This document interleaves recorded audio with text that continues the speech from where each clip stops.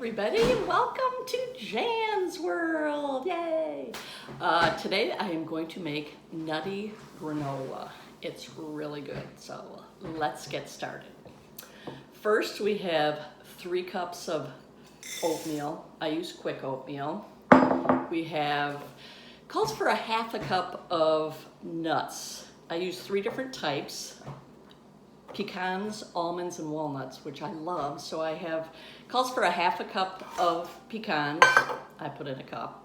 Calls for a half a cup of almonds, I put in a cup. And it calls for a half a cup of walnuts, which I put in a half a cup because I'm not crazy about those. Then you can optionally put in raisins. I like to use craisins from Costco.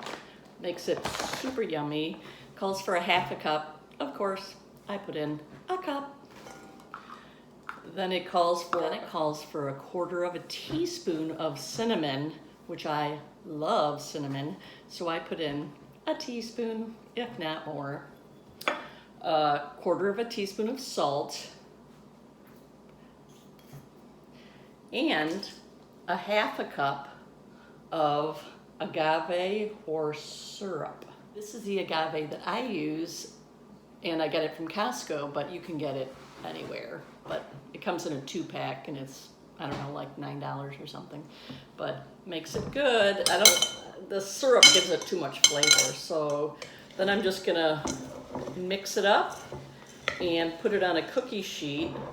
I have lined my cookie sheet with parchment paper because I hate doing dishes. And then we're gonna cook it at 300 degrees for a half hour. And then once it cools, I store it in an airtight container in the refrigerator. And if you were watching Courtney's vlog the other day, she was eating yogurt with granola, and this is the recipe. And people, it's Nana's recipe, and Courtney and I have loved it ever since. So, okay, now that it's mixed well, we're gonna put it on the cookie sheet and stick it in the oven.